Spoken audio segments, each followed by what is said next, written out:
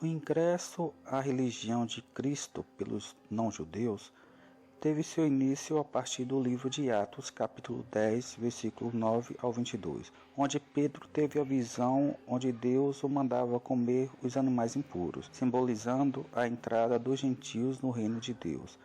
Podemos ver que o centurião Cornélio já conhecia a Deus e guardava os preceitos da lei de Moisés para os gentios, e aquelas atitudes agradaram ao Senhor, fazendo dele o primeiro não-judeu a ingressar na religião judaica cristã. Podemos perceber nessa passagem, no versículo 10, como Pedro era zeloso com a lei de Moisés, relatando que nunca havia comido carne nenhuma impura. Logo depois, sendo explicado a Pedro que aquilo simbolizava o ingresso dos não-judeus ao mundo da religião judaica cristã, onde foi concretizado com a chegada dos gentios em sua casa querendo realizar o proselitismo. Vamos analisar como essa notícia caiu como uma bomba no meio judaico-cristão. E ouviram os apóstolos e os irmãos que estavam na Judéia, que também os gentios tinham recebido a palavra de Deus. E, subindo Pedro a Jerusalém, disputavam com ele os que eram da circuncisão, dizendo: Entrastes em casa de homens incircuncisos, e comeste com eles. Atos 11, do 1 ao 3. Vemos nessa passagem que os judeus messiânicos da época tiveram grande espanto com a notícia de Pedro ter ido à casa de um gentio. E o pior, comer no meio deles. Coisas totalmente impensáveis no meio judaico da época, mesmo na visão judaica de Cristo. E Pedro teve que explicar que teve uma visão espiritual autorizando a entrada dos gentios no meio deles. Neste mesmo capítulo, vemos a igreja de Jerusalém enviando Barnabé para buscar Paulo e assim iniciar seu chamado apostólico. E percebemos que em Antioquia, pela primeira vez, os convertidos receberam o apelido de cristãos. E partiu Barnabé para Tarso, a buscar Saulo, e, achando-o, o conduziu para Antioquia. E sucedeu que todo um ano se reuniram naquela igreja, e ensinaram muita gente. E em Antioquia foram os discípulos, pela primeira vez, chamados cristãos. Atos 11, 25, 26. Ou seja, este foi o texto base para a igreja proto-ortodoxa, ou gentílica convertida, ou proto-católica, começar a independência do judaísmo, trazendo assim a ideia de uma nova religião chamada cristianismo, onde eles também criam no Antigo Testamento, pois ainda não existiam as cartas do Novo Testamento como sendo livros santos, como existe hoje. Porém, eles entendiam que houve a lei da substituição, onde os judeus foram abolidos e os gentios eram detentor da religião hebraica, dividindo assim a religião judaica cristã em nazireus e ebionitas da parte dos judeus cristãos e cristãos da parte dos gentios convertidos. Então, com essa ideia em mente, podemos separar esses grupos em dois grupos distintos.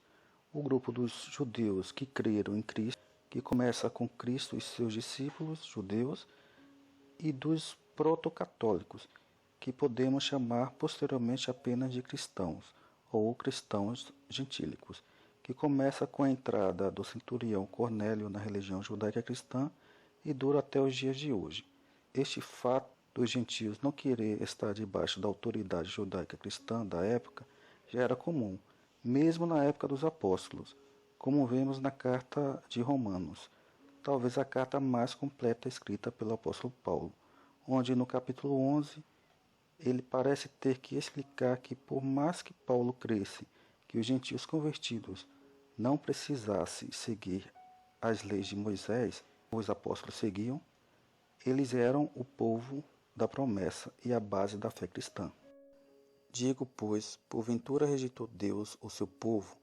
De modo nenhum, porque também eu sou israelita, da descendência de Abraão, da tribo de Benjamim. Deus não rejeitou o seu povo, que antes conheceu? Ou não sabeis o que a Escritura diz de Elias, como fala a Deus contra Israel? Romanos 11, 1 e 2.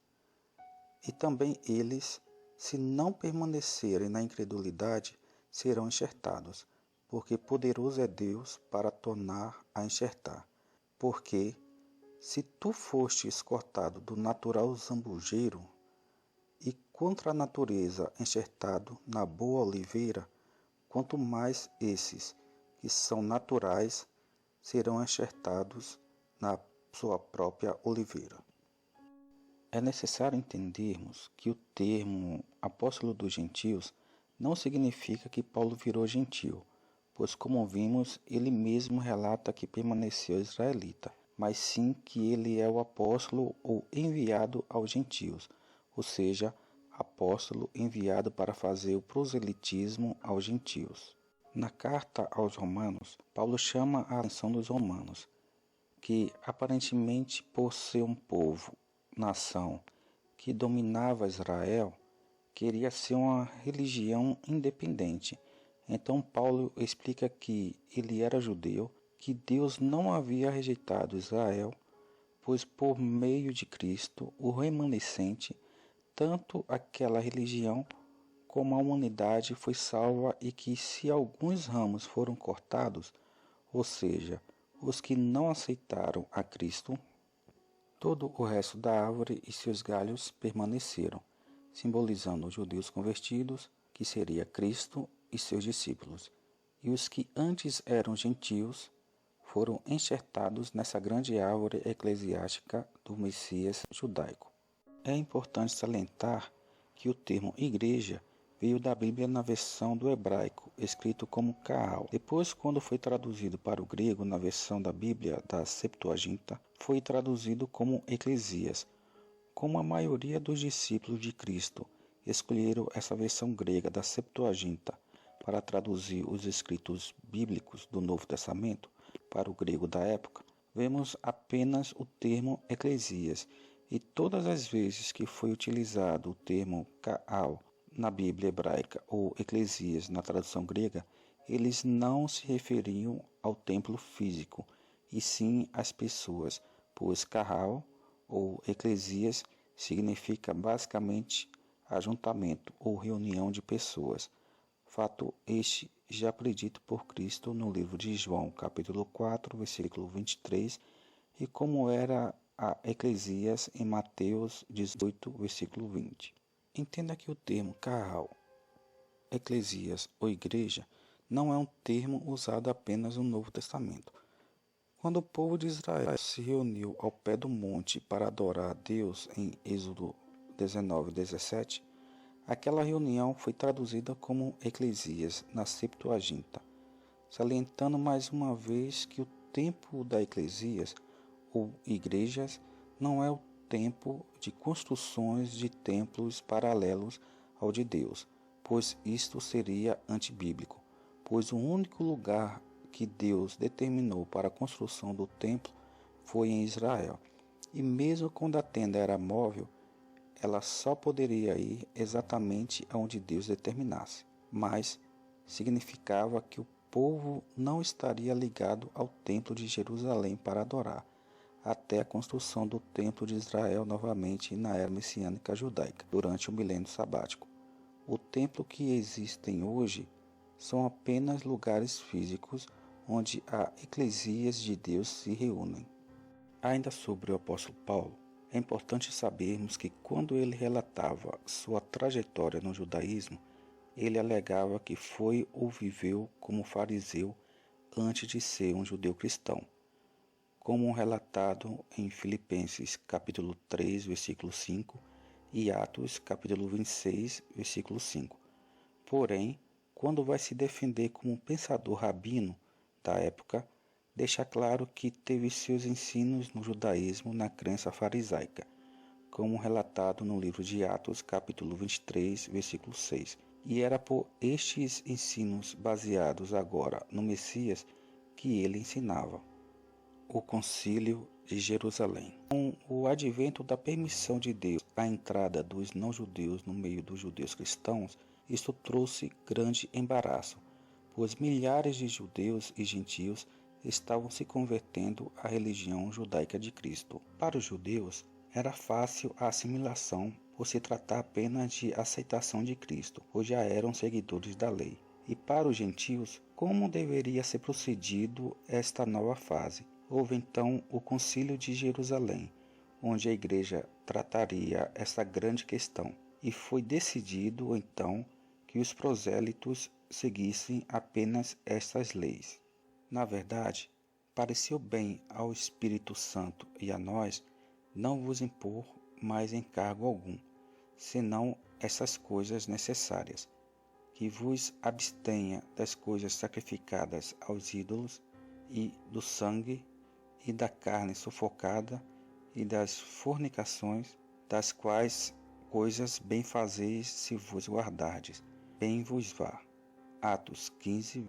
E já no versículo 21 do mesmo capítulo, decidiram que, caso o gentio queira crescer na fé, bastaria ir a uma sinagoga, pois Moisés ou a lei, desde os tempos antigos, tem em cada cidade quem o pregue, e cada sábado é lido nas sinagogas. Ou seja, a Torá de Moisés, para nós gentios cristãos, se tornou apenas critério de santidade e crescimento espiritual, e não de salvação. É necessário entendermos que não existia Novo Testamento nessa época, e a maioria dos cristãos gentios que se convertiam eram pessoas que estavam passando por Jerusalém ou moravam em outros países, ou seja, viajantes e estrangeiros.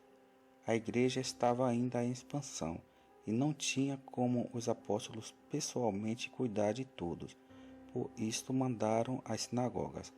Mas posteriormente os próprios judeus cristãos também fizeram suas sinagogas, como as achadas em Cafarnaum, cujas inscrições têm que foi criado pelos netos dos apóstolos, possivelmente durante ou após o século II pelos nazarenos, e até mesmo na cidade de Magdala. Vemos no livro de Atos, capítulo 3, versículo 1 ao 8, que até os próprios apóstolos continuaram indo ao templo judaico de Salomão, pois continuaram sendo judeus, porém cristãos.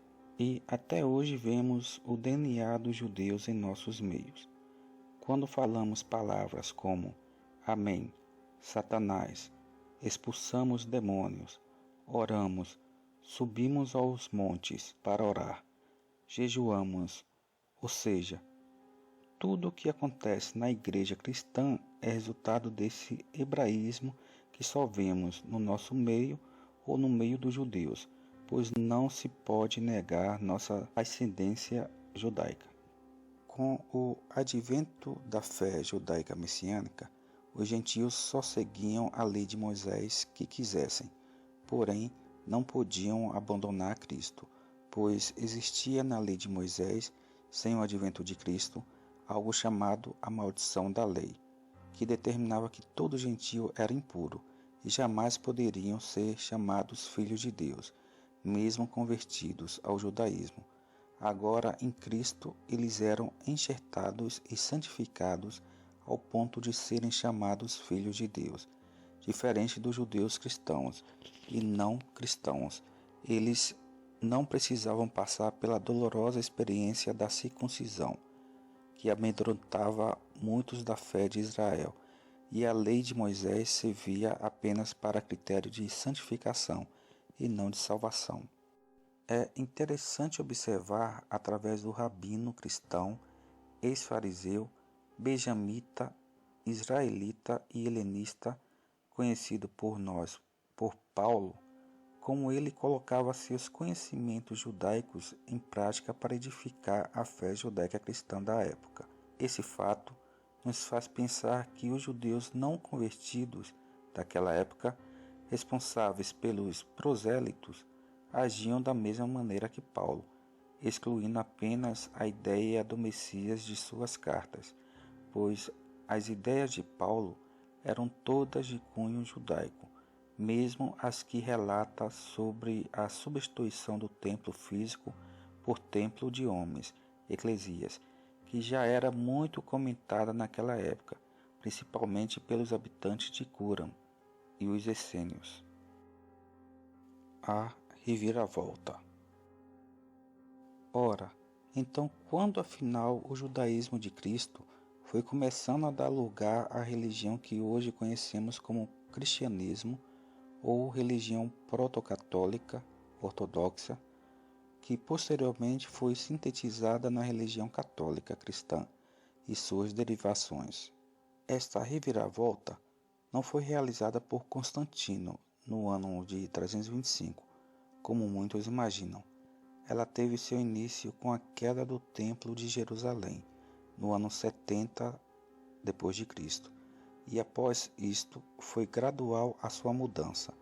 A conversão de Constantino e, consequentemente, a aceitação da religião cristã como religião do Império Romano não simbolizou o nascimento da religião católica, mas apenas que os gentios cristãos poderiam ter liberdade para o culto e, posteriormente, através do poder do Estado, liberdade até para matar, mas a religião católica teve seus inícios desde o início do século I, quando veremos mais tarde em momentos oportunos. É importante salientar que o termo catolicismo não simboliza apenas um conceito de religião, e sim a liberdade dos gentios em relação aos judeus cristãos, pois o nome católico significa universal, e ser cristão católico ortodoxo, cristão católicos protestantes e suas derivações significa apenas que você faz parte de uma religião que não pertence aos judeus, e sim é uma religião cristã universal. E este conceito já vemos com os pais da Igreja desde o primeiro século. A ortodoxia, ou seja, os conjuntos de regras do qual o catolicismo reuniu para determinar quem era digno de ser um cristão ou ser um católico ortodoxo, os cânones que seriam válidos, ou seja, uma religião formada.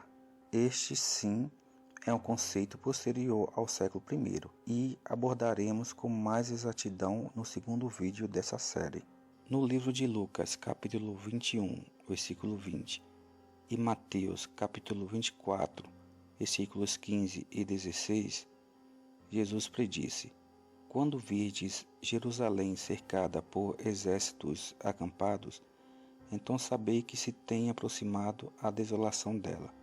Ele disse também: Quando avistardes a coisa repugnante que causa desolação, estar em pé no lugar santo, então os que estiverem na Judéia comecem a fugir para os montes. Jesus exortou seus discípulos a não retornarem para salvar seus bens. Para salvar a vida, teriam que fugir com urgência. A fim de acabar com uma revolta prolongada, Sérgio Galo chefiou forças romanas contra Jerusalém, em 66 da Era Comum. Ele chegou a entrar na cidade e sitiou o templo. A cidade ficou em tumulto. Quem estava vigilante podia ver a iminência do desastre. Mas como fugir? Inesperadamente, Sérgio Galo retirou suas tropas. Os judeus revoltosos as perseguiram. Era o momento de fugir de Jerusalém e de toda a Judéia. No ano seguinte, as tropas romanas retornaram, comandadas por Vespasiano e seu filho Tito.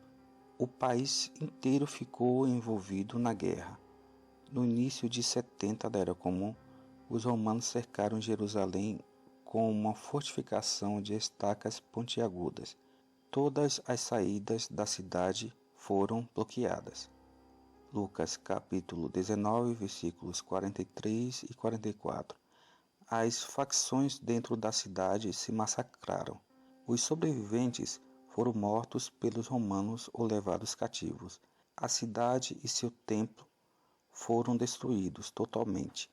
Segundo Flávio Joséfo, historiador judeu do primeiro século, Mais de 1 milhão de judeus morreram depois de muito sofrimento. O templo jamais foi reconstruído. Os cristãos judeus nessa época eram conhecidos no meio judaico ainda como nazarenos. E se todos eles ainda estivessem em Jerusalém em 70 da Era Comum, teriam sido mortos ou escravizados, como todos os outros habitantes. No entanto, historiadores antigos relatam que os cristãos haviam acatado o alerta divino e fugido, tanto de Jerusalém como de toda a Judéia, para os montes a leste do rio Jordão. Alguns se estabeleceram em Pela, na província de Pérea. Haviam saído da Judéia e não retornaram. Terem acatado o alerta de Jesus salvou-lhes a vida. Ora, até esse momento, os judeus cristãos, por mais que aparentemente odiados por alguns da liderança judaica ligadas ao templo, eram uma ramificação do judaísmo. Porém, os judeus convocaram a todos para lutar, inclusive seus irmãos judeus cristãos. Porém, como Jesus havia predito aqueles acontecidos, os judeus cristãos decidiram não participar e fugir, acatando a ordem divina. Isto causou revolta e indignação dos judeus contra os judeus cristãos, onde decidiram reprimir esta visão judaica de seu meio, por acharem suas atitudes covardes, ao ponto de, em uma de suas orações, adicionada na sua liturgia diária, chamada Amidá ou Amidá Tefilá, que significa oração em pé, praguejarem os cristãos. O Talmud indica que quando o rabino Gamaliel II decidiu reorganizar os cultos públicos e reorganizar as reuniões familiares, ele nomeou Samuel Hakatan para adicionar mais um parágrafo com uma maldição contra os traidores e os heréticos, que foi acrescentada como a 12ª oração. Esta oração era conhecida como Birkat Haminim, a bênção dos factiosos, com o intuito de afastar os cristãos de uma vez por todas. Que não haja nenhuma esperança para os apóstatas, e o domínio e a arrogância sejam desarraigados rapidamente em nossos dias, talvez se referindo a Roma. Que os nazarenos, ou seja, judeus cristãos, e os sectários pereçam de uma vez. Ora, agora a maioria dos judeus messiânicos, também conhecidos como nazarenos ou povo do caminho, e também posteriormente chamados de ebionitas, que significa pobres, humildes, haviam sido dispersos para onde comentei posteriormente. Os que ficaram na cidade foram morrendo ou vivendo junto às comunidades judaicas ortodoxas. E agora os gentios cristãos, que já haviam se espalhado por todo o mundo, começaram a assumir a liderança dessa religião. É importante salientar que após a queda do templo em 70 da Era Comum, já vimos uma certa diferenciação até mesmo pelos romanos, com um tributo dado aos judeus chamado Judaico-Fiscus, que não tinha sido cobrado aos cristãos no final do primeiro século. Ou seja, a transição começou rápida, levando apenas algumas décadas. Nesse período, começou também gradativamente a ser proibida e reprimida toda a prática judaica dentro do meio cristão gentílico. Nós observamos isto nas cartas de Inácio de Antioquia, que escreveu já em 107, proibindo a prática do sábado entre o meio cristão, assim também como Justino Marte, em 135 da Era Comum, entre outros, pois, segundo o pensamento deles, o cristianismo agora, como uma ideia formada de religião, era superior a qualquer ideia judaica cristã. As ideias cristãs que conhecemos hoje estavam sendo formadas e cada pensamento era mais distanciado na base judaica cristã. Entre os próprios cristãos haviam diferentes pensamentos, até mesmo gnósticos, entre outros. Porém, em meio às suas dúvidas, não recorriam mais aos judeus cristãos, pois os consideravam hereges, formando assim seus próprios conceitos, que muitas vezes eram aceitos, outras vezes ditos como heresias. No meio desses judaicos cristãos, ainda sobrevivera dois grupos que existiram no segundo século e ainda alguns séculos posteriores, que seriam os nazarenos e os ebionitas. Algumas ramificações desse grupo não aceitavam as cartas paulinas, que teve início nos anos 50, por achar que Paulo era um falso judeu helenista e mantinha com eles um evangelho conhecido como Evangelho dos Hebreus, que era basicamente o Evangelho de Mateus com algumas mudanças. Evangelho este que era aceito inclusive entre os meios cristãos gentílicos da época. Entre os judeus cristãos também haviam vários grupos entre eles, até mesmo os grupos mais gnósticos. Porém, entre eles, dois grupos se destacaram na história: os judeus nazarenos, que já eram chamados assim desde a época apostólica, e os ebionitas, grupo judaico que reivindicava sua origem através do apóstolo Pedro, quando no livro de Atos a igreja decidiu vender tudo e viver uma vida em comunidade, repartindo e dividindo tudo em comum. Atos capítulo 2, versículo 45. Porém, se antes essa atitude era honrosa, agora para os cristãos era motivo de zombaria, onde os chamaram com o nome de ebionitas, que significa pobre em hebraico. E o grupo dos nazarenos, Atos capítulo 24, versículo 5, que permanecia com a visão apostólica da época, onde uns achavam que os gentios teriam que, aos poucos, entenderem sobre as leis de Moisés, e os outros que eram facultativos.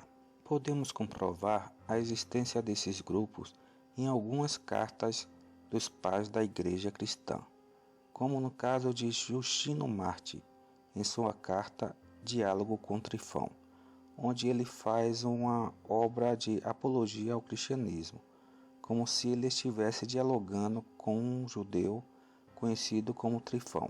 Vamos observar o que relata essa fonte nesse período histórico. Mas se alguns, por meio da fraqueza mental, desejar observar tais instituições como foram dadas por Moisés, não os induzindo a serem circuncidados como a si mesmo, ou a guardar o sábado, ou observar a qualquer outra dessas cerimônias, então sustento que devemos nos unir a eles e associá-los a todas as coisas como parentes e irmãos. Mas se, Trifo, alguns de sua raça, quem diz que acredite neste Cristo, compelem os gentios que creem neste Cristo em viver em todos os aspectos de acordo com a lei dada por Moisés, ou escolher não associar tão intimamente com ele, eu, da mesma maneira, não os aproprio. Justino Marte, Diálogo com Trifão, 47. Basicamente, Justino parece identificar dois grupos distintos, o que relata que os gentios têm que aceitar a lei mosaica e o que não precisa aceitar. Sobre a origem aonde esses grupos poderiam ser encontrados, um dos pais da igreja cristã proto-católica, chamado Epifânio de Salamina, relata já no ano de 400 sobre as origens dos nazarenos, em sua obra chamada Panário, que é uma obra que ele fala sobre várias heresias do quarto século, onde ele relata: essa seita dos nazarenos encontra-se em Beroa, perto de Celes, Síria, na Decápole, perto de Pela, e em Bassã, no lugar chamado Cocabe. Seu local de origem foi este, uma vez que todos os discípulos tinham se estabelecido em Pela após sua remoção de Jerusalém, pois Cristo havia dito para abandonar Jerusalém e retirar-se da cidade devido ao cerco que estava prestes a sofrer. Eles se estabeleceram na Pérea e, por este motivo, como eu disse, viveram suas vidas lá. Foi a partir disso que a seita dos nazarenos teve sua origem, Epifânio Panário 29. O que observamos nessa carta é que mesmo este pai da igreja, o julgando como seita herética, eles tiveram suas origens apostólicas, viviam em Jerusalém e foram advertidos por Jesus a saírem de Jerusalém, devido ao cerco romano que finalizou na destruição do templo. Vemos com isso que os possíveis apóstolos judeus cristãos eram tratados como hereges pelos cristãos gentílicos. Além disto, eles tinham também algumas características interessantes, observada por Epifânio de Salaminas em sua carta Panário. Eles são perfeitamente versados no idioma hebraico, pois toda a lei, os profetas e os chamados escritos, quero dizer, os livros poéticos, Reis, Crônicas, Ester e todos os outros, são lidos por eles em hebraico, assim como também eles estão entre os judeus. Eles são diferentes dos judeus e diferentes dos cristãos apenas aos seguintes aspectos. Discordam dos judeus por causa de sua crença em Cristo, mas não estão de acordo com os cristãos porque eles ainda são restringidos pela lei, as circuncisões, o sábado e todo o resto. Quanto a Cristo, eu não posso dizer se eles também são enganados pela maldade de Cirinto e Merinto, a considerá-los como um simples homem, ou se, como a verdade é, eles afirmam que ele nasceu de Maria, pelo Santo Espírito. Epifânio Panário 29. Talvez essa referência a Cirinto e Mirinto seja algo que alguns judeus criam entre si, que Jesus tinha como pai José e nasceu de maneira normal. Ideologia que os judeus ortodoxos acreditam, pois relatam que Jesus tem que ter o pai da descendência judaica de Davi. E alguns estudiosos também acreditam, alegando que, segundo estudos históricos críticos, houve acréscimo posterior no livro de Mateus, capítulo 1 e 2. Os nazarenos e ebionitas utilizavam um evangelho chamado o Evangelho dos Hebreus. Mas é interessante salientar que o Evangelho de Mateus, segundo o relato dos pais da Igreja Cristã, foi escrito em hebraico e para os judeus cristãos. E as cópias que temos acesso hoje, todas elas são em grego. E também temos relato dos próprios pais da igreja que esse evangelho de Mateus, na verdade, era o evangelho dos hebreus, que os judeus cristãos utilizavam. Vamos expor agora esses textos tão importantes dos relatos patrísticos.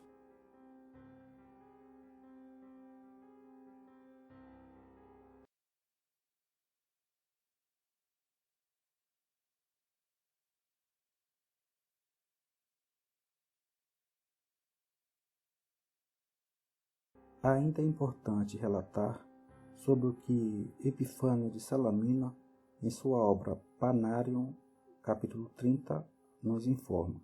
Os ebionitas têm anciões e chefes de sinagogas. Eles chamam a sua igreja de sinagoga, ao invés de chamarem de igreja.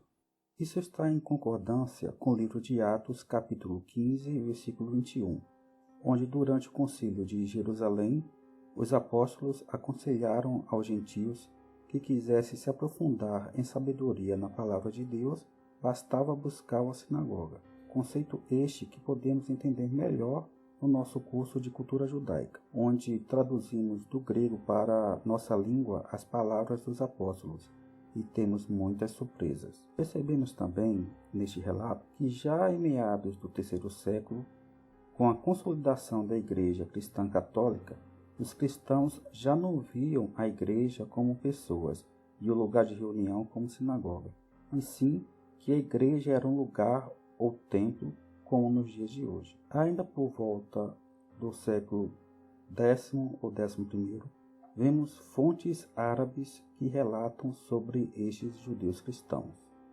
Também temos uma fonte que a historicidade pode ser um pouco duvidosa. Gilbert Prevostin, de Cremona, 1135-1210. Summa contra Heréticos, que menciona grupos desses judeus no século XII. A partir daí, não temos mais informações sobre o grupo de judeus que criam no Messias. Talvez foram perseguidos e mortos as inquisições cristãs contra os judeus e também tenham sido forçados a se converter ao cristianismo gentílico. Haja vista já haver relatos de sequestro de filhos de judeus por cristãos gentílicos desde o início do segundo século, pois já havia a crença que para Cristo vir, os judeus teriam que se converter ao cristianismo proto-católico desde aquela época. E isso significa que os judeus cristãos também faziam parte por serem tratados como heréticos. É importante entendermos que a religião é algo mutável. Não podemos ser dogmáticos. Percebemos que alguns judeus, no início da visão judaica messiânica de Cristo, o perseguiram ou acharem de se tratar uma seita herética. Porém, ainda no final do primeiro século, já vemos os cristãos gentílicos tratando como heresia o próprio judaísmo cristão. E já no segundo século em diante, tratando como heresia toda ideia contrária às suas ideias cristãs. E por muitas vezes, os pais da igreja aderindo-se a essas ideias, como no caso de Tertuliano, que aderiu à seita ou grupo denominado montanistas, por achar que o sacerdócio não pertencia a uma pessoa ou a um determinado sistema religioso, e sim era universal.